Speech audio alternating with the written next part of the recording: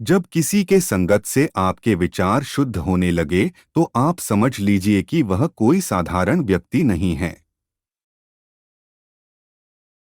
महात्मा बुद्ध कहते हैं कि क्रोध को प्यार से, स्वार्थ को उदारता से, बुराई को अच्छाई से और छोटे व्यक्ति को सच्चाई से जीता जा सकता है।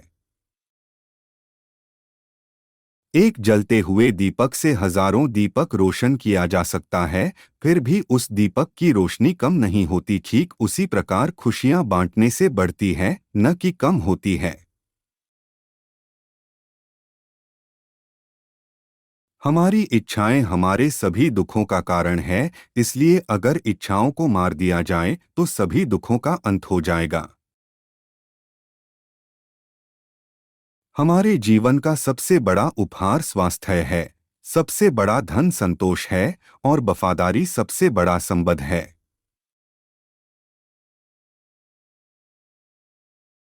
मनुष्य अपने जन्म और कुल से नहीं बल्कि अपने कर्मों से शुद्ध और ब्राह्मण होता है।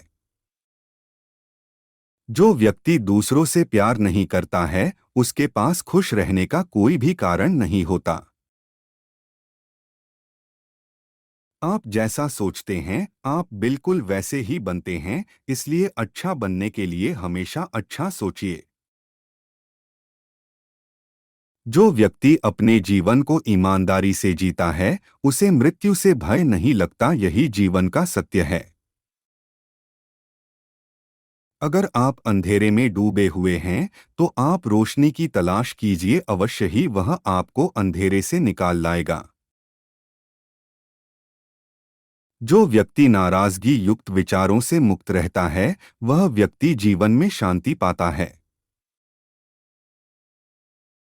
अतीत में ध्यान केंद्रित मत कीजिए और ना ही भविष्य के लिए सपना देखिए, बल्कि अपने दिमाग को वर्तमान क्षण में केंद्रित कीजिए। यही खुश रहने का मार्ग है। जिस प्रकार लापरवाह रहने पर घास जैसी नरम चीज भी हाथ को घायल कर देती है, उसी प्रकार धर्म के वास्तविक स्वरूप को पहचानने में गलती मैंने तो करना के दरवाजे पर लेकर जा सकती है। अगर आप दूसरों के लिए दिया जलाते हैं तो यह दिया आपके रास्ते को भी रोशन करता है। नफरत से नफरत ही फैलती है, नफरत को प्रेम से ही खत्म किया जा सकता है। यही शाश्वत सत्य है।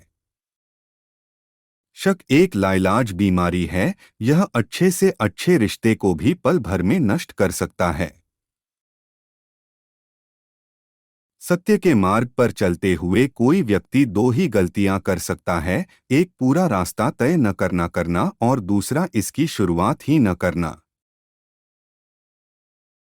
अगर आप अत्यंत क्रोधी हैं, तो यह बात याद रखिए कि आप अपने क्रोध के लिए दंड नहीं पाओगे, आप अपने क्रोध के द्वारा दंड पाओगे। इसलिए अपने क्रोध को बस में रखिए। जिसने अपने मन को वश में कर लिया, उसने शांति को प्राप्त कर लिया। मनुष्य कितना ही गोरा क्यों ना हो, परंतु उसकी परछाई हमेशा काली होती है। इसलिए यह अहंकार मत कीजिए कि सिर्फ मैं ही श्रेष्ठ हूँ।